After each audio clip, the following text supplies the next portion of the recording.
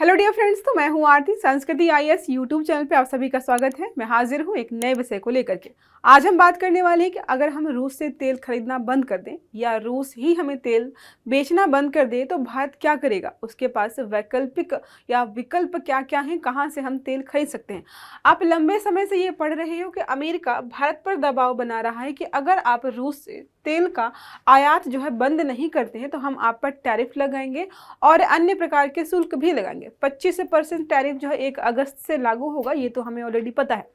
अब इस पर देखना ये होगा कि भारत जो है क्या फैसला लेता है, क्योंकि भारत ने बार बार ये बोला है कि ये हम तेल जो खरीद रहे हैं रूस से, ये कोई रणनीतिक हमारी कोई रणनीतिक विचारधारा या हम जो है भू राजनीतिक चीज़ों को ध्यान में रखकर नहीं करें। ये हम अपनी ज़रूरतों के हिसाब से कर रहे हैं और हमें सस्ता मिल रहा है इसलिए खरीद रहे हैं। अगर रूस के अलावा कोई और देश हमें जो है सस्ते दामों पर तेल अवेलेबल कराएगा, हम वहाँ से खरीदना शुरू कर देंगे। हम जो है यूएसए को काउंटर करने के लिए या किसी अन्य देश को परेशान करने के लिए हम इस प्रकार की रणनीतियाँ नहीं अपना रहे। ठीक है, तो इसके बाद हम सब पढ़ेंगे। पहले देखते हैं चर्चा में क्यों है। तो अमेरिका के राष्ट्रपति डोनाल्ड ट्रंप ने जो है हालिया में बयान दिया है कि ऐसा सुनने में आ रहा है कि भारत जो है रूस से तेल खरीदना बंद करेगा। ये उन्होंने खुद कहा है कि ऐसी चीजें जो है भारत में चल रही हैं क्योंकि हमने दबाव बनाया था।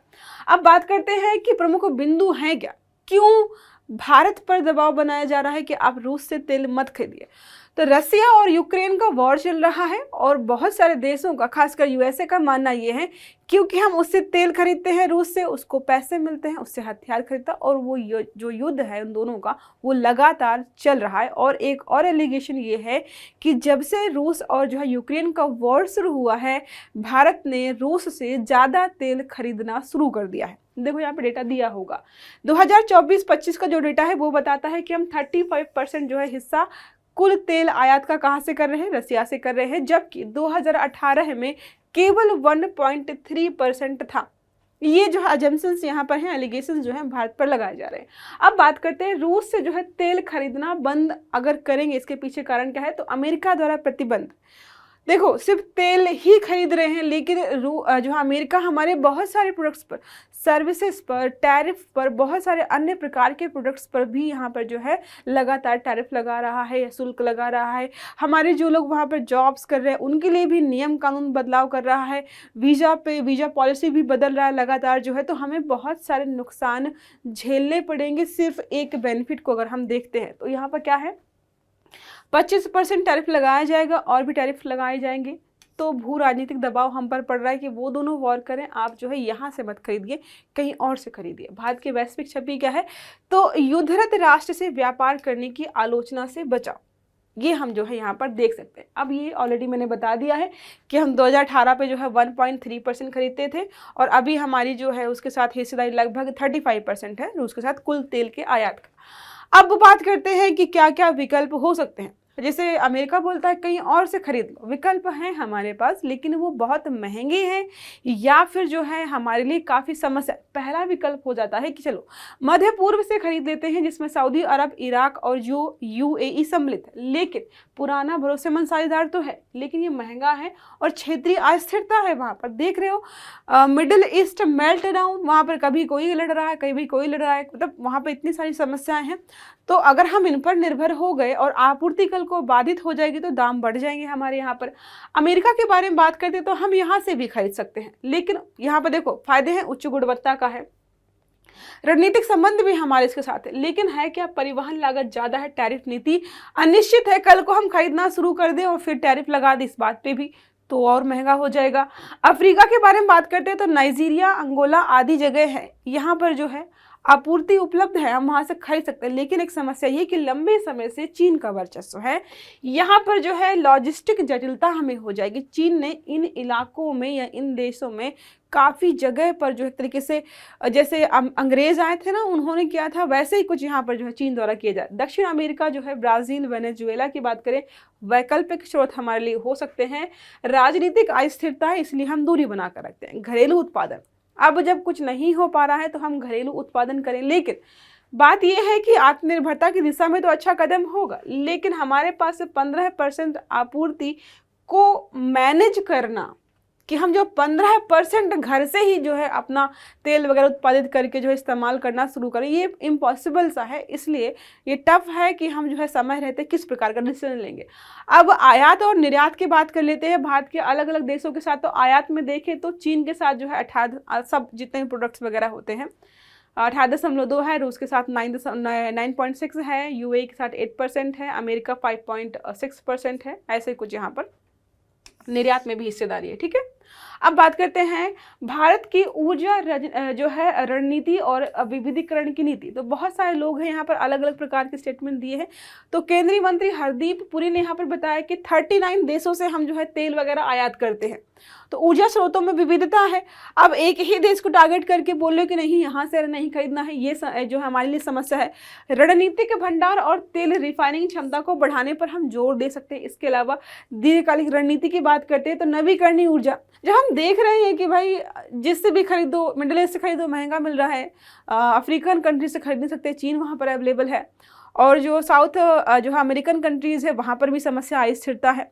रूस से खरीदेंगे तो नाराज होता है यूएसए से खरीद सकते हैं कि यूएसए बहुत ज़्यादा महंगा देता है, तो करेंगे। तो नवीकरणीय मतलब इसका जो है ऐसा करते हैं अल्टरनेट ऑप्शन देखते हैं। तो नवीकरणीय ऊर्जा स्रोत जो है उन पर हमें जो है शिफ्ट करना होगा, ताकि ये कुछ भी करते रहे हम जो है हमें कल को फर्क ही ना पड़े। अब बात करते हैं भारत की कूटनीतिक और जो है भू राजनीतिक संतुलन के बारे में। तो गैर पक्षपातपूर्ण नीति अपनानी होगी।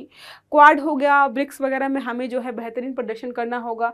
रूस के साथ हमारे परंपरागत संबंध हैं, लेकिन ये हमें मैसेज देना होगा कि हम जो तेल खरीद रहे हैं वो सिर्फ व्यापारिक है, ना कि रणनीतिक है।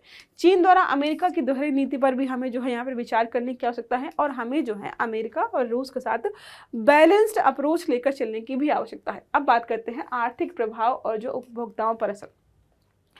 बहुत सारे विचारकों का शोधकर्ताओं का मानना है कि उपभोक्ताओं पर कोई खास असर पड़ेगा नहीं, क्योंकि हम जो तेल रूस से खरीदते हैं वो उपभोक्ताओं तक पहुंच ही नहीं पाता। रिफाइनरीज में या अन्य जो भी हमारे सेक्टर से वहां पर इस्तेमाल किया जाता है। हाँ, अगर बात करते हैं कि क्या बिल्कुल फर्क नहीं पड़ेगा, तो नहीं, 100% कुछ हद तक आपको अफेक्ट करेगा। 5 से 6 रुपये प्रति लीटर दामों में जो है यहाँ पर बढ़ोतरी हो सकती है, लेकिन सरकार उसको सब्सिडी वगैरह के माध्यम से या किसी भी प्रकार से उसको मैनेज कर सकती है। तो सरकार को थोड़ा घाटा होगा, लेकिन लोग जो है आम जनता इससे बच सकती है। देखो लिखा, अब लोगों के जो है विचार यहाँ पर क्या, अजय श्रीवास्तव जो है उन्होंने बोला है कि सप्लाई कोई समस्या नहीं है, क्योंकि वैश्विक तेल लचीला है, मतलब हर जगह अवेलेबल है। मिताली निकोल कहती हैं ये स्थिति भारत के लिए 100% नुकसानदायक है। या तो अमेरिका के दंड झेलो, या तो जो है तेल थोड़ा महंगा खरीदो। तो उपभोक्ताओं के लिए नुकसानदायक हो ना हो, लेकिन भारत के लिए है। सब्सिडी देगा, राजस्व कम होगा, सरकार का खर्च बढ़ेगा, तो नुकसान तो हो रहा है यहाँ पर। अग्नेश्वर सेन ने यहाँ पर बोला कि आपूर्ति बनाए रखने के लिए भारत को नए स्रोतों को तलाशना चाहिए, जो कि बहुत इंपॉर्टेंट है। अब बात करते हैं जो कि स्टार्टिंग से चल रहा है कि भाई ये रणनीतिक नहीं है, राजनीतिक भी नहीं है, हम तो व्यापार करना चाह रहे हैं। और आप एक बहुत इंटरेस्टिंग बात अगर आपको बताऊं, वो ये है कि अमेरिका खुद बहुत सारी चीज़ें जो है रूस से खरीदता है। तो अगर आप खुद वहां से व्यापार कर रहे हैं तो किसी दूसरे को कैसे मना कर सकते हो कि नहीं तुम यहाँ से तेल मत खरीदो। पहले आप अपने ऊपर काम कीजिए, आप जो भी व्यापार वगैरह करें आपको पहले बंद कर दीजिए, क्योंकि आपके व्यापार के माध्यम से तो उसको पैसा मिल रहा है। उस पैसे का भी इस्तेमाल अगर आपको लगता है तो जो है यूक्रेन के वॉर में इस्तेमाल किया जा रहा है। तो ये जो है यहाँ पर प्रश्न उठाया भी गया था। अब बात करते हैं यहाँ पर जो है भविष्य की रणनीति क्या हो सकती है। तो पहले है कि भाई अधिक से अधिक ऊर्जा स्रोत जो है तेल पर ही निर्भर मत रहो। जब समस्या हो रही तो कोई और जो है अल्टरनेट ऑप्शन जो है हमें ढूंढने की आवश्यकता है, खासकर नवीकरणीय ऊर्जा में निवेश कर सकते हैं। घरेलू खोज और उत्पादन पर हम विशेष ध्यान दे सकते हैं। राजनयिक संतुलन बनाए रखना हमारे लिए ज़रूरी है कि भाई यूएसए को भी मैनेज करके रखें और हमारा तेल की आपूर्ति भी बनी रहे।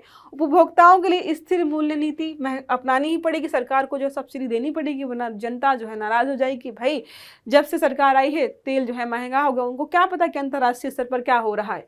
अब बात करते हैं विश्व में कच्चा तेल कहां कहां पर है। तो विश्व की सबसे अधिक मांग वाली ऊर्जा वस्तु है ये ना केवल परिवहन उद्योगों बहुत सारी जगहों पर इस्तेमाल की जाती है।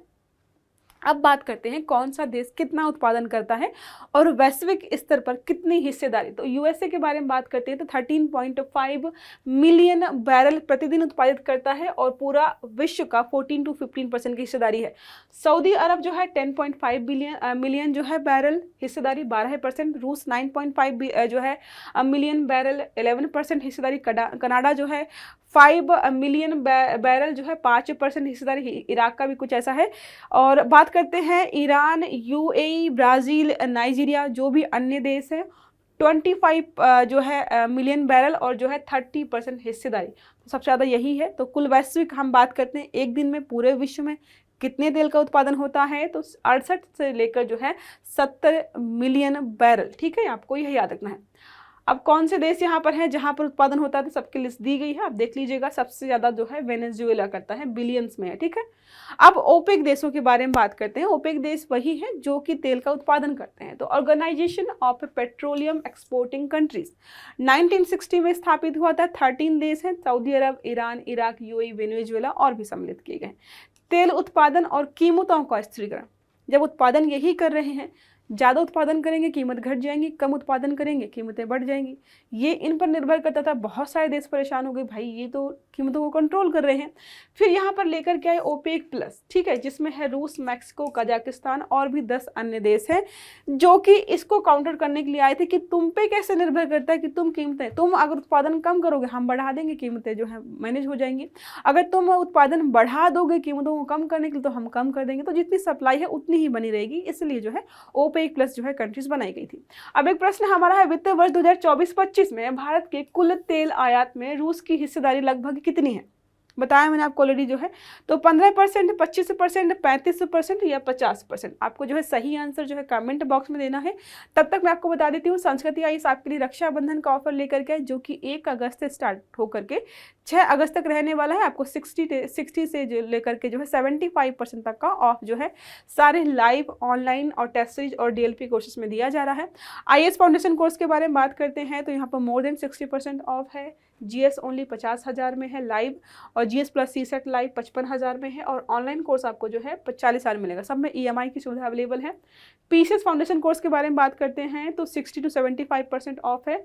यूपी पीसीएस का 30,000 में है, बीपीएससी, एमपीपीएससी और राजस्थान पीसीएस का कोर्स परचेज करते हैं। प्रिंटेड नोट्स का 12,999, पीडीएफ नोट्स के साथ 10,000, और बीपीएससी का मेंस का बैच आपको मिल जाएगा 7,500 रुपये में। यूपीपीएससी और यूपीएससी का इंटीग्रेटेड कोर्स जो है 35,000 में है। ईएमआई की सुविधा अवेलेबल है। लाइव फ्रॉम द मतलब लाइव क्लासेस जो हो रही हैं वो हो रही है प्रयागराज से। और यूपीपीएससी का फाउंडेशन कोर्स बताए 30,000 में है। यहाँ पर इसमें भी ईएमआई की सुविधा अवेलेबल है। प्रीलिम्स का यूपीपीसीएस का एक टारगेट बैच स्टार्ट हुआ है, जो कि आपको 70% अप टू यहाँ पर ऑफ मिल रहा है। जीएस ओनली 11,000 है, सीसेट के साथ 15,000 रुपये है। अब यूपी आरओ का मेंस का बैच स्टार्ट हुआ है, क्योंकि आप अभी प्रीलिम्स का एग्जाम देकर के आए होंगे। तो जीएस, सामान्य हिंदी, निबंध, 100 से अधिक क्लासेस, करंट अफेयर्स, पीवाईक्यू और नियमित क्लास टेस्ट के साथ आपको ये बैच मिल जाएगा मात्र 2,999 रुपये में, क्योंकि रक्षाबंधन का ऑफर चल रहा है। अब बात करते हैं ऑप्शनल कोर्सेज के बारे में। तो ज्योग्राफी और जो है हिस्ट्री के दोनों बैच स्टार्ट हो चुके हैं, लेकिन एडमिशन अभी भी ओपन है। ज्योग्राफी का 25,000 रुपये में है, और हिस्ट्री का आपको 17,500 रुपये में मिल जाएगा। अब बात करते हैं कुछ अन्य बैच के बारे में। निबंध का बैच हमारे पास अवेलेबल है, जो कि मात्र 3,999 में है, क्योंकि ऑफर चल रहा है। और एनसीईआरटी का कोर्स जो है 5,500 रुपये में मिल जाएगा। लास्ट हमारा यहाँ पर है जनरल हिंदी का, जो कि 2500 में आपको बैच अवेलेबल हो जाएगा। जितने भी आपको बैच मैंने बताए हैं, एक नंबर है 9555-124-124 पर आप कॉल कर सकते हैं, या फिर आप विजिट कर सकते हो sanskritis.com के वेबसाइट पर, जो भी आपको कंफर्टेबल लगे। क्लास को खत्म करते हैं। आई होप ये वीडियो आपको समझ में आया होगा। अगर अच्छा लगा तो वीडियो को लाइक करिएगा, चैनल को सब्सक्राइब करिएगा, बेल आइकन दबाइएगा, ताकि जितने भी इस प्रकार के आर्टिकल्स हैं वो सारे आपको समय पर मिलते रहें। तो अच्छे से पढ़िएगा। Have a good day. Thank you.